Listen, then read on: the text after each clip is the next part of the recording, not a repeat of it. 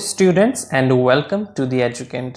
स्वागत है आपका मैथ्स के क्रैश कोर्स में जो आपका सीटेट के लिए है। इसको हम करते हैं chapter wise, English and Hindi दोनों लैंग्वेजेस में, और हम कंसेप्ट्स भी समझेंगे और उस पर बेस्ड क्वेश्चंस को भी करेंगे। तो स्टार्ट करते हैं आज की क्लास। आपका थर्ड चैप्टर चल रहा है जिसका नाम है मनी। इसका पार्ट 2 हम करेंगे। पार्ट 1 में आपको लास्ट लेक्चर में करा चुका हूँ, और तो आपके 2 टाइप्स जो हैं इस चैप्टर से वो हो चुके हैं। तो आज हम करेंगे टाइप 3। इसमें हम देखेंगे सिक्के तथा उनका मूल्य से रिलेटेड जो क्वेश्चंस आते हैं, कॉइन्स एंड देयर वैल्यू। ठीक है, तो एग्जाम में इस तरह का क्वेश्चन आया भी हुआ है आपका पहले, तो हम उस क्वेश्चन को भी डिस्कस कर लेंगे। तो देखते हैं आज का पहला क्वेश्चन। एक व्यक्ति के पास कुल 640 रुपये हैं जो 1 रुपये, 5 रुपये और 10 रुपये के नोटों के रूप में हैं। प्रत्येक प्रकार के नोटों की संख्या बराबर है। ये बड़ा इंपॉर्टेंट पॉइंट इन्होंने दिया कि जो आपके 1 वाले हैं, 5 वाले हैं, 10 वाले हैं। अगर मैं इनको आपको फिलहाल समझाने के लिए यहाँ पर लिख लूँ कि भाई एक तो 1 रुपये के नोट हो गए, एक 5 का हो गया आपका, एक हो गया 10 का। तो ये जो नोटों की संख्या है ना, वो बराबर दी हुई है क्वेश्चन ने। तो उसके पास कुल नोटों की संख्या कितनी होंगी, आपसे टोटल नोटों की संख्या पूछी हुई है। देखो, 2 तरीके से इस क्वेश्चन को कर सकते हो। पहले ट्रिक से बताऊंगा कि आप ऑप्शन से चेक कर लो, ऑप्शन से ही इसका आंसर आपका निकल जाएगा। कुछ आपको मानने की, कुछ करने की जरूरत इसमें नहीं है। देखो, जो आपका फर्स्ट ऑप्शन है उसमें आपका आ रहा है कि कुल नोटों की संख्या आपकी 150। अब अगर कुल 150 है और क्वेश्चन ने बताया कि नोटों की संख्या बराबर है सबकी, तो मुझे पता है इसमें 1 वाले, 5 वाले और 10 वाले सबकी संख्या जो होगी वो 50-50 होगी। भाई अगर टोटल 150 है, तीनों बराबर हैं, तो 50-50 आएंगे ना। अब बताओ कि अगर 1 रुपये वाले 50 है, मेरे पास 50 नोट हैं, तो मेरे पास धन कितना होगा। भाई 1 वाले 50 है तो 50 रुपये हो जाएंगे। अब 5 रुपये वाले भी 50 नोट हैं, तो 5 की 50 से मैं गुणा कर लूंगा। कितना धन हो गया मेरे पास, 250 रुपये धन हो गया। इसी तरह 50 नोट अगर 10 रुपये वाले हैं तो मेरे पास कितने पैसे हो जाएंगे, 500 रुपये ये हो गए। अब अगर इन टोटल पैसों को मैं जोड़ूं तो ये 500, 250, 750 और ये 800 हो जाता है। जबकि क्वेश्चन मुझे बताता है कि मेरे पास जो कुल धन है ना, उस व्यक्ति के पास वो 640 रुपये है। तो जिस ऑप्शन से 640 आ जाएगा वही आपका करेक्ट हो जाएगा। तो फर्स्ट ऑप्शन आप चेक कर चुके हो, इससे तो आपका नहीं आ रहा। सेकंड को देखते हैं। भाई 120 है मेरा टोटल नोटों की संख्या, तो प्रत्येक प्रकार के नोटों की संख्या बराबर होने की वजह से सब 40-40 हो जाएंगे। तो 1 रुपये वाले से धन कितना बनेगा, 40 है, 40 ही बनेगा। 5 की 40 से गुणा कर लो, 5 वाले नोटों से आपके 200 रुपये बन जाएंगे, और जो 10 वाले नोट हैं 40 से गुणा कर लेंगे तो मेरे 400 रुपये बन जाएंगे। इनका टोटल कर देखूंगा, 400, 200 आपका 600 और 40, 640 रुपये। तो टोटल जो मेरा धन आता है इस सेकंड ऑप्शन के हिसाब से वो 640 आता है। क्वेश्चन में भी वही दिया हुआ था, तो ऑप्शन नंबर 2 आपका सही आंसर हो जाता। इतना टाइम भी देखो आपको समझाने में लगता है, अपने आप करोगे तो बहुत जल्दी से इसको कर सकते हो ऑप्शंस देखकर। तो एक तरीका तो ये हो गया।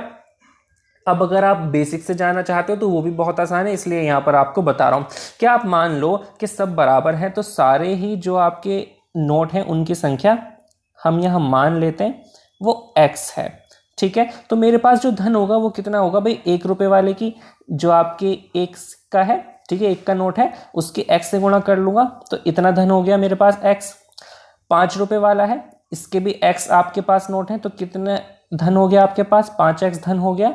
और जो 10 वाला नोट है इसके भी, क्योंकि सब बराबर है ना, तो सबको x मान लिया। सबके नोटों की संख्या मैंने यहाँ पर x मान ली। तो 1 रुपये से इतना धन बनेगा, 5 वालों से इतना धन बना, और आपका जो 10 वाले नोट है उससे इतना धन बना, और कुल धन मुझे दिया हुआ है क्वेश्चन ने 640। तो तीनों को अगर मैं जोड़ लूँ तो 640 आ जाता है। अब इन तीनों को जोड़ लो आप, x, 5x और 10x को जोड़ोगे, ये हो जाएगा आपका 16x, जो कि बराबर हो जाएगा 640 के। 16 नीचे जाकर 640 को कट कर देगा, तो x आपका आ जाएगा 40। अब अगर x 40 है, प्रत्येक प्रकार का 40 है, तो मेरे पास कितने तरह के नोट है, 3। तो 40 की मैं 3 से गुणा करूंगा तो ऑटोमेटिकली मेरा 120 रुपये या 120 नोटों की संख्या वो यहाँ पर आ जाएगी। तो जैसे आपको आसान लगे उस तरह से आप इस क्वेश्चन को कर सकते हो। बेसिक से भी हमने समझ लिया और ट्रिक से यानी कि ऑप्शन से भी इस क्वेश्चन को देख लिया। देखते हैं अपना नेक्स्ट क्वेश्चन। आयशा के पास केवल 5 रुपये और 10 रुपये के सिक्के हैं। यदि उसके पास सिक्कों की कुल संख्या 25 और 160 रुपये का धन है। देखो सिक्कों की संख्या यहाँ पर टोटल दी हुई है इस बार 25 और धन कितना दिया हुआ है 160 टोटल। तो उसके पास 5 रुपए और 10 रुपए के सिक्कों की संख्या है। इस क्वेश्चन को तो आप डायरेक्ट ऑप्शन से ही करो, बहुत आसान है कि सिक्कों की संख्या 25, सब आप ऑप्शंस में देखोगे 18 7 25 10 15 25 सब में 25 25 आ रहा है, तो इससे कुछ पता नहीं लगेगा। अब देखो लेकिन पहला वाला जो है जैसे 18 है, ये कौन से वाले सिक्के 5 वाले, और 7 कौन से वाले ये 10 वाले। तो 5 से 18 की मैं गुणा करूंगा कितना हो जाएगा, यानी कि 90 रुपए तो मेरे 5 से बनते हैं, और 7 की 10 से करूंगा कितना हो जाएगा 70। तो 70 रुपए मेरे 10 वाले सिक्कों से बनते हैं और 5 वाले सिक्कों से 90 बन गए। तो टोटल धन कितना हो गया मेरे पास, 90 और 70 को जोड़ूंगा मैं 160, और क्वेश्चन ने मुझे 160 का ही धन बताया था। तो इस क्वेश्चन को भी मैं ऑप्शन से बहुत आसानी से कर सकता हूँ, फर्स्ट ऑप्शन ही आपका करेक्ट आंसर हो जाएगा। तो बात समझ में आ गई होगी, सिक्कों वाले संख्या से या सिक्कों से रिलेटेड जो क्वेश्चंस आपके आते हैं वो ज़्यादा डीपली आपसे एग्जाम में नहीं पूछेगा, इसी तरह के क्वेश्चंस पूछे जा सकते हैं, तो हमने वो देख लिए। अब हम चलते हैं अपने नेक्स्ट टाइप की तरफ, फाइंडिंग टोटल कॉस्ट। एक टोटल कॉस्ट को फाइंड करना, कुल लागत ज्ञात करना, इस तरह के क्वेश्चन मैंने आपको लास्ट वीडियो में भी कराए थे उस लेक्चर में, लेकिन वहाँ पर 1 या 2 ही वस्तुएं थी, यहाँ पर आपकी ज़्यादा वस्तुएं होंगी तो क्वेश्चन थोड़ा लेंथी हो जाता है, और क्वेश्चन क्योंकि एग्जाम में आया है तो इसको देखना भी हमारे लिए यहाँ पर ज़रूरी है। तो देखते हैं टोटल कॉस्ट निकालने से संबंधित क्वेश्चंस। फलों के मूल्य प्रति किलोग्राम नीचे दिए गए हैं, प्राइसेस ऑफ फ्रूट्स पर केजी, ये ध्यान रखना पर केजी है, ठीक है, यानी कि प्रति किलो का मूल्य आपको दिया गया। खरबूजा 18.50 18.5, चेरी 72, अंगूर इतना और सेब इतना इतना आपको दिया। अब रेशमा ने क्या किया, 4.5 किलोग्राम खरबूजा खरीदा, 1 किलोग्राम 200 ग्राम चेरी खरीदी, 250 ग्राम अंगूर और इतना सेब खरीदे। उसने दुकानदार को 500 का नोट दिया, उसे कितने रुपये लगभग वापस मिले। तो ये क्वेश्चन ने पूछा, अब वापस मिलेंगे ये कब पता लगेगा, जब आप उसकी टोटल लागत निकाल लोगे, यानी कि टोटल उसने कितने का सामान खरीदा पहले ये पता होना चाहिए, यही काम आपको इस क्वेश्चन में करना है। तो पहले एक एक करके हम सब चीज़ों को निकाल लेते हैं। खरबूजा 18.5 कैरेट, खरीद कितना रही है वो रेशमा 4.5 केजी। तो 4.5 को मैं कैसे लिख सकता हूँ अभी बताऊंगा आपको, पहले मैं 18.5 लिख लेता हूँ, ठीक है, 18.50 आपको दिया हुआ था ऐसे ही लिख लिया। इसमें से एक चीज़ को आप कन्वर्ट कर लो कि भाई अगर आपका 4.5 है, 4.5 को मैं 9/2 भी तो लिख सकता हूँ, 9/2 का मतलब भी 4.5 होता है, ठीक है। तो ये तो मेरी खरबूजे वाली बात आ गई। अब क्या हुआ, इसके बाद उसने 1 किलोग्राम 200 ग्राम चेरी खरीदी। अब ये किलोग्राम और ग्राम का चक्कर आ गया, तो आप इसको एक में ही कन्वर्ट कर लो। अगर आप पॉइंट्स में कर लिखोगे तो 1.2 आ जाएगा, अगर आपको बात समझ में आती हो। नहीं भी आती तो आप बताओ 1 किलोग्राम में कितने ग्राम होते हैं भाई 1000, ठीक है। तो 1000 ग्राम ये हो गए और 200 ग्राम ये हो गए, कितने ग्राम हो गए मेरे पास टोटल, मेरे पास टोटल हो गए 1200 ग्राम, ठीक है। और अगर मैं इसको 1000 से गुणा डिवाइड कर लूँ तो ये किलोग्राम में बन जाएगा। किलोग्राम में क्यों बना रहे हैं, क्योंकि जो आपको दर दी हुई है ना, रेट जो चेरी की भी आपको दर दी हुई है 72 रुपये, वो पर केजी दी हुई है, तो इसलिए केजी में ही बनाना आपके लिए ज़रूरी है। तो इसकी गुणा कर लूँगा मैं किससे, 72 से।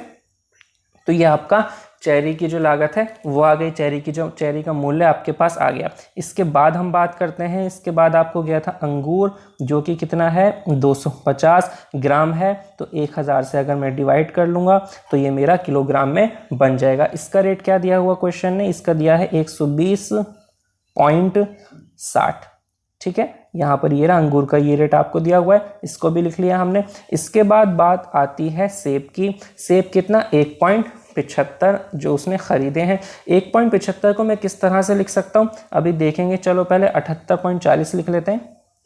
78.40 लिखा, जिसकी मुझे गुणा करनी है 1.75 से। इसको मैं लिख सकता हूँ 7/4। पॉइंट का कम से कम यूज़ करोगे, संख्या बड़ी हो जाएगी। अब बटे में आपके 4 भी आ गए तो कट कर छोटा हो जाएगा, ठीक है। तो इसलिए हमने ये किया। अच्छा, ये 4 चीज़ों का मूल्य है, सबको आपको प्लस करना पड़ेगा जब भी तो टोटल रेट आएगा। तो मैं सबको यहाँ पर प्लस कर लूँगा, जो भी यहाँ पर संख्या आएगी।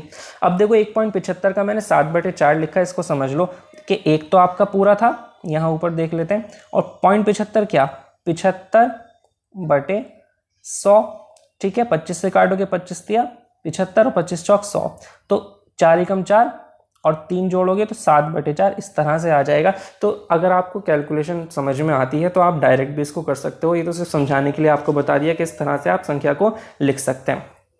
अब क्या करोगे, कैलकुलेशन कर लो। 2 से आपने 18.50 को काटा तो ये कट जाएगा 9.25। 9.25 की आप 9 से अगर गुणा करेंगे तो 9 पंजे आपका होता है 45, 4 हासिल लगेंगे। 9 दूनी आपका 18 और 4 आपका 22 का 2 हासिल लगेगा। और 9 निम आपका 81 और 2 ये हो जाएगा आपका 83.25 प्लस 2 जीरो से आपने ये 2 जीरो काट दी। ठीक है, चलो इस जीरो से भी आपने काट लिया, पॉइंट लगा दिया ऊपर। तो 12 की 72 से आप गुणा कर लो। 12 दुनिया आपका होता है 24 का 4, 2 हासिल लगेंगे। 12 सत्ते आपके 84 और आपका 2 हो जाएगा 86। तो ये मेरा 86.4 या 86.40 इसको मैं कह सकता हूँ। ठीक है, 2 डिजिट में बात कर रहे हैं तो 0.4 का 40 कर दो, कोई फर्क नहीं पड़ता आपको। प्लस इसके बाद देखो 250 है, 0 से 0 काट कर आपका 25 बचेगा। 25 चौका 100 हो जाएगा, तो नीचे 4 आ गया। और 120.60 था तो 4 से 120.60 को आप काटोगे तो 4 तिया 12, 0 का 0 और 15 बार 15 चौक 60, ये कट जाएगा। तो 30.15 मेरा यहाँ पर आ गया। इसको काटने के बाद 4 से मैंने 120.60 को काट दिया। प्लस अब इसको काट लो, 4 से आप 78.40 को काटोगे तो 4 एकम 4, 4 निम 36 और 4 छिंग 24, तो 19.60 ये आता है। 19.60 की अगर मैं 7 से गुणा करूंगा तो 7 0 0, 7 छिंग 42 का आपका 2, 4 हासिल चले जाएंगे। 4 निम आपका 63 और 4 हो जाएगा कितना 67, 67 का 7, 6 हासिल लगेंगे। 7 एकम 7 और 6 13, तो 137.20 विद कैलकुलेशन मैंने आपको करके यहाँ पर बता दिया। अब इन सब को अगर आप जोड़ोगे तो ये जोड़ने पर आएगा, देखो 25 और 15 40, 25 15 40, 40 40 80, 80 और 20 100। तो 100 का मैं 2 जीरो लगा देता हूँ। जिस तरह से आपको कैलकुलेशन आसान लगती है उस तरह से आप कर सकते हो, कोई प्रॉब्लम नहीं है। ठीक है, 1 हासिल लगेगा। फिलहाल इनको जोड़ लेते हैं। 1 और 83 84 होगा, 84 86 आपके 170 और 30 हो जाएगा आपका 200 और 200 और 37 आप 137 यानी कि 337। ठीक है, ऊपर नीचे लिखकर आप जोड़ सकते हो। तो 337 रुपये का सामान उसने खरीदा था, जबकि उसने नोट दिया था 500 का। तो 500 में से मैं इसको घटा लूंगा क्योंकि इतने का सामान उसने खरीद चुकी है वो। तो जो बचेगा उतने पैसे उसको वापस मिल जाएंगे, जो कि आपका घट कर आता है 163 रुपये। तो ऑप्शन नंबर 3 163 रुपये इसका आंसर आ जाएगा। क्वेश्चन तो सिंपल सा था, कैलकुलेशन ही कुछ इसमें ज़्यादा थी तो टाइम लगने वाला था, अदरवाइज क्वेश्चन बड़ा आसान था। अब हम चलते हैं अपने नेक्स्ट क्वेश्चन की तरफ। डाक दरें इस प्रकार चित्रित की गई हैं। अब देखो ये क्वेश्चन भी बड़ा लंबा सा आपको लग रहा है और है बड़ा ही इंटरेस्टिंग क्वेश्चन, बहुत अच्छा क्वेश्चन है। देखो डाक दरें आपको इस प्रकार दी गई हैं कि पत्र का भार जो है वो इतना इतना होता है, पार्सल का भार इतना इतना होता है। तो ये अब कर दीपा एक लड़की है, क्या करती है वो, उसके पास 2 पार्सल हैं, एक तो 250 ग्राम का, एक 300 ग्राम का। अच्छा, और 2 पत्र हैं, एक है 20 ग्राम का और एक है 35 ग्राम भार के। अब वो भेजना चाहती है इन्हें, तो उसे कितना डाक शुल्क देना पड़ेगा, यानी कि उसकी कुल लागत कितनी आएगी ये आपको निकालना है। और दरें हमें यहाँ पर दी गई हैं। तो अब समझो उसका जो पार्सल थे, एक तो था उसका 250 ग्राम का। ठीक है, 250 ग्राम का पार्सल को भेजने की दर है जो है वो ये है कि 50 ग्राम या उससे कम हो तो 5 रुपये लगते हैं। हमारा तो 250 हो गया, 50 ग्राम से ज़्यादा हो गया तो मुझे इसके 2 पार्ट करने पड़ेंगे क्योंकि 2 रेट दिए गए थे ना। एक तो 50 ग्राम अलग कर लिया, अगर 250 में से 50 अलग कर लिया तो बचेगा कितना, 200 मेरा अलग आ गया। ठीक है, यहाँ तक की बात समझ में आई। अब जो ये 50 ग्राम या उससे कम था उसका रेट क्या है, उसका रेट है 5 रुपये। तो इस 50 ग्राम के लिए तो मुझे 5 रुपये देने पड़ेंगे। क्लियर। अब प्रत्येक अतिरिक्त 50 ग्राम यानी कि इस 50 के अलावा जो भी आपका आएगा भार, उसके प्रत्येक अतिरिक्त के लिए मुझे 3 रुपये देने पड़ेंगे। यानी कि मेरा अतिरिक्त फिलहाल कितना है, मेरा अतिरिक्त जो है फिलहाल वो 200 रुपये है। देखो यहाँ पर 200 ग्राम है, सॉरी 250 में से 50 ग्राम तो आपने अलग कर लिया क्योंकि 50 का रेट अलग दिया हुआ था, बचा था यहाँ पर 200। तो 200 का तरीका उसने ये बताया कि हर 50 के लिए 3 रुपये दो। तो 200 में 50 कितनी बार आएगा भाई, 4 बार 50 आएगा। 50 50 50 50, 4 बार 50 आएगा तब 200 होता है। तो हर 50 के लिए यानी कि 4 बार मुझे 3-3 रुपये करके देने पड़ेंगे। तो इस 200 का जो रेट आया 4 बार मुझे 3 रुपये देने पड़ेंगे। तो इस तरह से मुझे 12 रुपये इसके लिए देने पड़ेंगे। 5 वो 12 ये, अगर मैं इनका टोटल कर लूँ तो वो हो जाएगा 17 रुपये। तो एक जो 250 ग्राम वाला था उसके लिए मुझे 17 रुपये देने पड़े। इसी तरह दूसरा पार्सल देखो, बात और अच्छे से समझ में आ जाएगी। ये था 300 ग्राम वाला। 300 ग्राम में 50 ग्राम का रेट तो अलग है भाई, 50 ग्राम का अलग है। 50 ग्राम के लिए क्या करना पड़ता है, 5 रुपये देने पड़ते हैं। ठीक है, मैं इसको सर्कल कर देता हूँ, ये हमारे रेट आ रहे हैं। 5 और 12 को यहाँ पर हमने जोड़कर 17 लिख लिया था।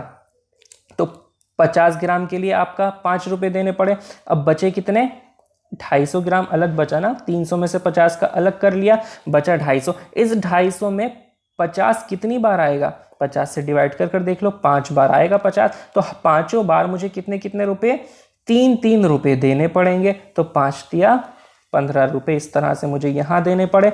तो 5 और 15 तो 20 रुपये देकर मेरी बात यहाँ पर बन जाएगी पार्सल की। तो एक पार्सल के लिए आपने 17 रुपये दिए और दूसरे के लिए 20 रुपये दिए। तो पार्सल की बात खत्म हो गई। इसके बाद कहती है वो कि 2 पत्र 20 ग्राम और 35 ग्राम के। तो पत्र पर आ जाते हैं। 20 ग्राम वाला जो आपका पत्र है उसके लिए क्या, पत्र का रेट देखो, 20 ग्राम या उससे कम हो तो 5 रुपये। तो ये तो 20 ग्राम का ही आ गया, तो इसके लिए तो 5 रुपये ही देने पड़ेंगे।